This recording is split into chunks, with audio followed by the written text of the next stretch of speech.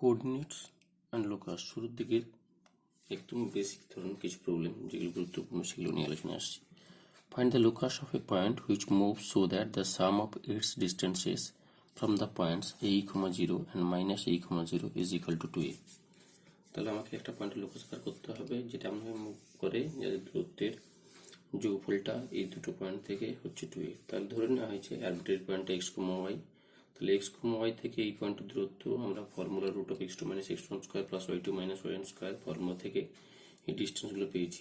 x minus a এর whole square plus y minus 0 এর whole square, আর এটা হচ্ছে x মাইনাস ও minus a x plus a এর whole square plus y minus 0 whole square. এই দুটো দূরত্বের যোগফল হচ্ছে 2a। এখান থেকে আমরা ক্যালকুলেশন করে ইকুয়েশনটা পেয়েছি। পরের প্রবলেমটা, a straight line of length 2a slides between two rectangular axes so x and y so that the locus of the middle point is x square plus y square equal to a square। তাহলে একটা straight line যার length বলে দেওয়া আছে, total length হচ্ছে 2a। এটা একটা rectangular axis ও x এবং ওয়াই এর মধ্যে রয়েছে, সো দ্যাট মিডিল পয়েন্টের লোকাসটা আমাদের দেখাতে হবে এটা। তো প্রাথমিকভাবে আমরা ধরে নিচ্ছি যে স্ট্রেট লাইনটা, সেই স্ট্রেট লাইনটা এটা হচ্ছে স্ট্রেট লাইন। তাহলে এই স্ট্রেট লাইনটার ক্ষেত্রে আমরা বলতে পারি ইকুয়েশনটা হয়ে যাবে x/2 alpha plus y/2 beta equals to 1। সেই আকারে লিখলে 2 আলফা 2 বিটা নেওয়া হয়েছে এই আকারে 2 আলফা, 0 x অক্ষের কোঅর্ডিনেটটা আর y অক্ষের কোঅর্ডিনেটটা 0, 2 বিটা। সুবিধা হলো গিয়ে তাহলে মিডিল পয়েন্ট আমাদের আলফা, বিটা চলে আসবে, এই জন্যই 2 আলফা, 0 এবং 0, 2 বিটা নেওয়া হয়েছে। এখন let the ends of the line 2 alpha, 0 and 0, 2 beta, therefore the middle point be given by middle point is alpha, beta। এখন বলে দেওয়া আছে এই যে লাইনটা মাঝের যে লাইন রয়েছে এটা লেন্থ হচ্ছে কি আমাদের কত 2a। তাহলে এক্ষেত্রে আমরা root of x2 - x1 square plus y2 - y1 square, এটা এই দূরত্বটা হচ্ছে কি 2a। তো সেক্ষেত্রে 2 alpha minus 0 whole square plus 0 - 2 বিটার হোল স্কয়ার ইকুয়ালস টু 2 এর হোল স্কয়ার। এখান থেকে alpha square plus beta square equal to square হয়ে গেল। এখন আলফা বিটাটা হচ্ছে মিডিল পয়েন্ট, এর লোকাস বার করা মানে আলফার জায়গায় আমরা এক্স, ওয়াইয়ের জায়গায় আলফার জায়গায় এক্স এবং বিটার জায়গায় ওয়াই বসিয়ে দিয়ে আমরা লোকাসটা পেয়ে যাবো x square plus y square equals to square. এটা খুব গুরুত্বপূর্ণ প্রবলেম।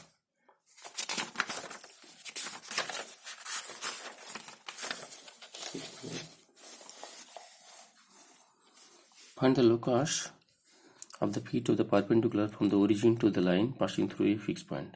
একটা লোকাস বার করতে হবে, locus of the foot of the perpendicular from the origin to the line. একটা লাইন যেটা একটা ফিক্স পয়েন্ট দিয়ে পাস করে, লাইনটা ফিক্স পয়েন্ট দিয়ে পাস করে, সেই লাইনটার উপর যদি আমরা অরিজিন থেকে যে ফিট অফ দ্য পারপেন্ডিকুলার হবে তাদের লোকাসটা আমাকে শো করতে হবে।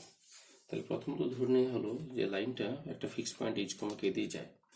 লাইনটা যদি ফিক্স পয়েন্ট এইচ, কে দিয়ে যায় তাহলে আমরা জানি y minus y1 equals to m into x minus x1, এটা হচ্ছে লাইনের ইকুয়েশন। যেহেতু এইচ, কে দিয়ে যায় তাহলে ইকুয়েশনটা হয়ে যাবে y minus k equals two m into x minus h। এরপর আমাদের কি করতে হবে না, অরিজিন থেকে যে সমস্ত লম্বগুলো হবে তাদের যে পয়েন্টগুলো ফুট অফ দ্য পারপেন্ডিকুলার তাদের লোকাস বার করতে হবে। সেক্ষেত্রে আমরা অরিজিন থেকে লম্ব টানলে ওই লাইনের ইকুয়েশন হবে গিয়ে এই লাইনের সাথে অরিজিন থেকে যে লাইনটা টানবো সেটা হবে পারপেন্ডিকুলার। তাহলে বিষয়টা হবে কি, the equation of the line passing through the origin and perpendicular to 1 is, origin দিয়ে পাস করবে এবং এর সাথে পারপেন্ডিকুলার। তো আমরা জানি দুটো লাইন পারপেন্ডিকুলার হলে m1 m2 ইকুয়ালস টু -1 হয়ে যায়। তো এক্ষেত্রে এটা যদি m হয়ে যায় তাহলে m2টা বার করবো কিভাবে না, m1 m2 ইকুয়ালস টু -1, সেক্ষেত্রে m2টা হয়ে যাবে -1/m। আর এটা যেহেতু অরিজিন দিয়ে পাস করে তাহলে এই সমীকরণ হবে y minus y0 equals two gradient into x minus x0। এখানে y মাইনাস y0 মানে অরিজিন 0 হয়ে যাচ্ছে, তাহলে y minus 0 equals to -1/m into x minus 0। তাহলে এখান থেকে যদি আমরা mটা এলিমিনেট করতে পারি তাহলে ইকুয়েশনটা পেয়ে যাবো। এটা একটা ভালো প্রবলেম। ছবি আকারে যদি দেখি আমরা তাহলে হচ্ছে এখানে একটা লাইন, কোন একটা লাইন রয়েছে, এই লাইনটা এই ধরনের লাইন, এই লাইনটা থেকে অরিজিন থেকে ফুট অফ দ্য পারপেন্ডিকুলার, তাহলে এই ফুট অফ দ্য পারপেন্ডিকুলার এই পয়েন্টের আমার লোকাস বার করতে হবে। তো সেক্ষেত্রে এই যে লাইনটা এবং এই লাইনটা এটা পরস্পর হচ্ছে কি পারপেন্ডিকুলার। এই লাইনটা এইচ, কে দিয়ে যায়, এটা এইচ, কে দিয়ে যায়, তাহলে এর ইকুয়েশন হচ্ছে y minus k equals to M ধরে নেওয়া হয়েছে ইন্টু এক্স মাইনাস এইচ। এরপর এই যে লাইনটা, এই লাইনটা 0 0 দিয়ে যায় এবং এর সাথে পারপেন্ডিকুলার, তাহলে এই ইকুয়েশনটা কেমন ধরনের হবে, 0 0 দিয়ে পাস করে এবং এর সাথে পারপেন্ডিকুলার, তাহলে এর গ্রেডিয়েন্ট হচ্ছে এম, তাহলে এর লম্বের কোনো গ্রেডিয়েন্ট হবে -1/m এবং এটা কোনটা দিয়ে পাস করছে 0,0, তাহলে ইকুয়েশনটা কেমন হবে y minus 0 equals to -1/m into x minus 0, y equals two -6/m। এখন এই এমটা এখান থেকে এবং এখান থেকে, এই দুটো থেকে এমটাকে আমরা যদি এলিমিনেট করে দিই তাহলে আমরা পেয়ে যাব আমাদের প্রয়োজনীয় ইকুয়েশনটা। এইটাই করা হয়েছে এখানে। পরবর্তী problem, A line moves in such a way that the some of the perpendicular distance from the vertices of a triangle is 0 so that the line passes through the centroid of the triangle. তাহলে একটা line এমনভাবে move করছে যাতে করে তিনটে vertex থেকে যে perpendicular ডিস্টেন্সগুলো হবে তাদের যোগফলটা 0 হবে। তাহলে লাইনটা হচ্ছে ax plus by plus c এবং ধরে নেওয়া হচ্ছে যে তিনটে vertices ট্রায়াঙ্গেলের x1 y1 x2 y2 x3 y3। তাহলে তাদের এই তিনটে ভার্টেক্স থেকে এই সরলরেখার লম্ব দূরত্বের ফর্মুলা আমরা জানি, এটা হয়ে যায় ax1 plus by1 plus c by root of square plus B square, যখন আমরা x1 y1 থেকে পারপেন্ডিকুলার ডিস্টেন্স বার করবো। একইরকমভাবে x2 y2 থেকে বার করলে ax2 plus by2 plus c by root of square plus B square. একইরকমভাবে x3 y3 থেকে লম্ব দূরত্ব হচ্ছে ax3 plus by3 plus c by root of square plus B square. তো এই ক্ষেত্রে আমরা যদি ক্যালকুলেশনটা করে নিই তাহলে a ইন্টু x1 কমন, এখানে x2 কমন, এখানে x3 কমন, তাহলে a into x1 plus x2 plus x3, একইরকমভাবে b into y1 plus y2 plus y3 plus c c c 3c হয়ে গেল, আর এটা এদিকে 0 সাথে মাল্টিপ্লাই হয়ে 0 হয়ে গেল। এখন আমরা 3 দিয়ে ভাগ করে নিতে পারি, 3 দিয়ে ভাগ করে নিলে 1/8 আসবে। এটা হচ্ছে ওই ট্রায়াঙ্গেলটার সেন্টারের কোঅর্ডিনেট। তাহলে বলতে পারি যে লাইনটা ওই ট্রায়াঙ্গেলটার সেন্টার দিয়ে পাস করবে। This line always passes through the centre of the line. এটা হচ্ছে সেন্টারের কোঅর্ডিনেট। 3টি কোঅর্ডিনেট যোগ করে 3 দিয়ে ভাগ, এক্স এর একইরকম ওয়াই 3টে কোঅর্ডিনেট যোগ করে 3 দিয়ে ভাগ। ইকুয়েশনটাও সুন্দর। Find the equation of the line passing through h, k and makes an angle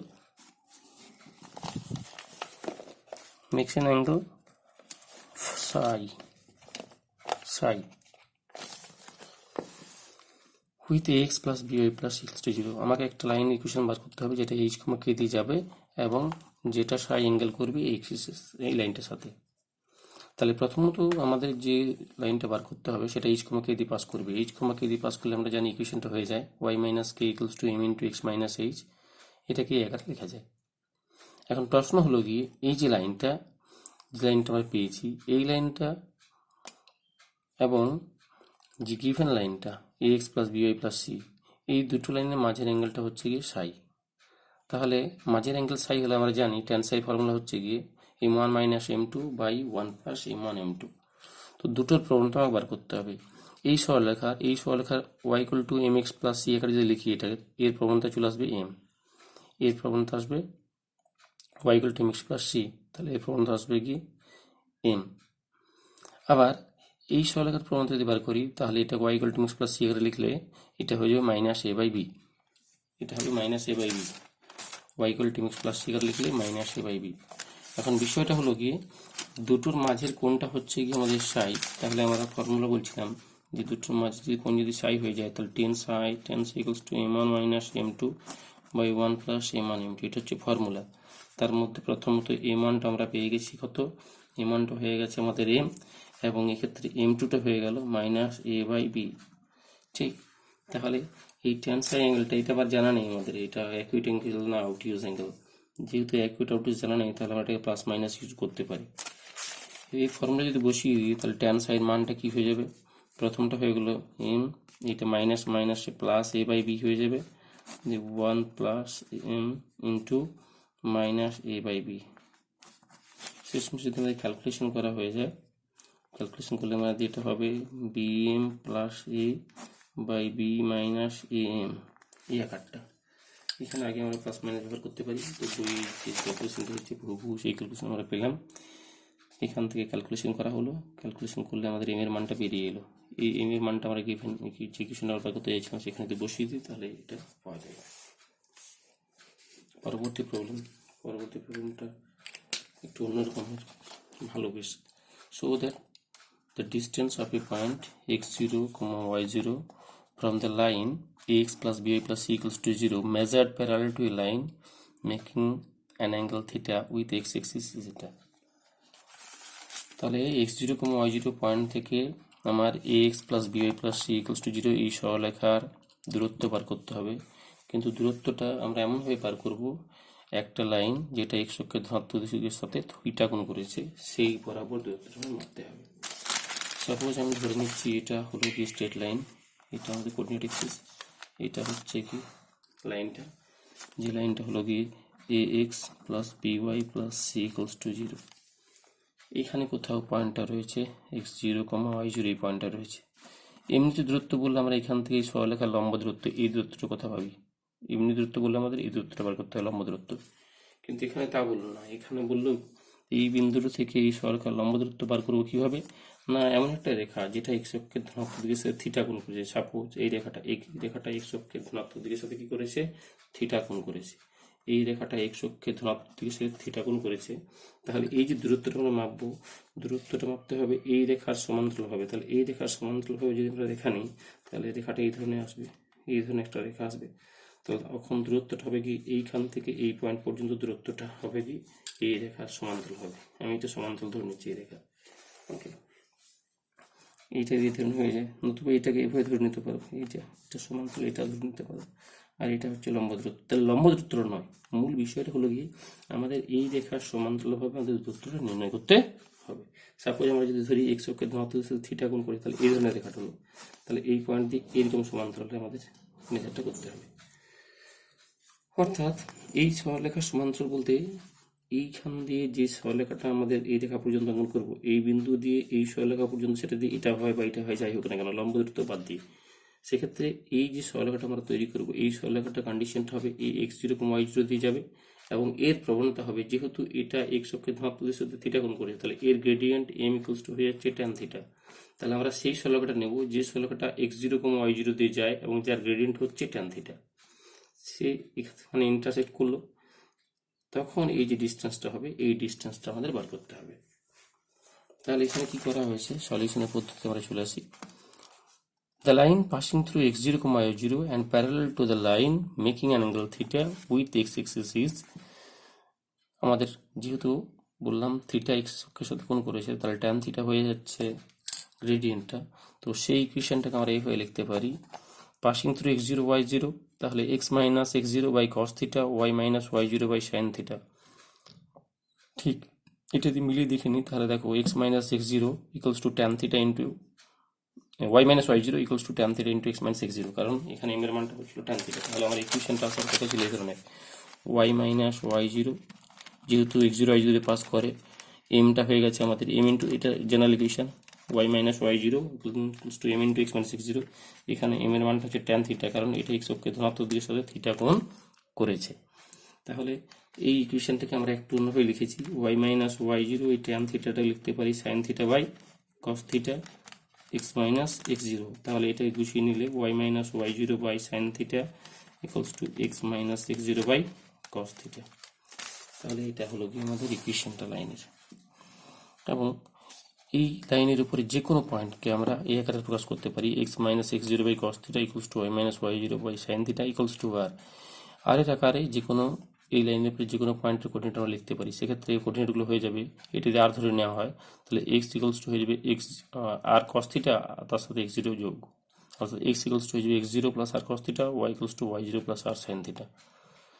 The distance will be measured along the line and the required distance lie between x0, y0 and the point of intersection between 1 ax plus by plus c। তাহলে এটা হচ্ছে কি আমাদের যে লাইনটা, যে line বরাবর আমরা দূরত্বটা মেজার করব, ঠিক আছে, এই লাইনটা যখন x plus by plus c equals to 0 কে ছেদ করবে, সেই পয়েন্ট এবং x0, y0 মধ্যে দূরত্ব। তাহলে আমরা জেনারেল ইকুয়েশন এটা থেকে আমরা পেয়ে গেলাম x equals to x0 plus r cos theta, প্রথম মধ্যে গুণ করে দিলাম আর cos থিটা হয়ে গেল, x0 ঠেলে দিলে হবে ডান দিকে, এটা হয়ে গেল। এখন এই দুটো ax plus by plus c equals to 0 এবং এটা থেকে আমরা সমাধান করে আর এর মান পাওয়া গেল, আর এর মান পেয়ে গেলাম। তো আর এর মান যখন পেয়ে গেলাম, সেক্ষেত্রে কি দাঁড়াচ্ছে গিয়ে এই পয়েন্ট অফ ইন্টারসেকশন পয়েন্টের কোঅর্ডিনেটটা কেমন হবে দেখো, এই যে মনে করি এটা হচ্ছে x0 y0 R point of intersection পয়েন্টের কোঅর্ডিনেটটা হয়ে যাবে x0 plus r cos theta, y0 plus r sine theta.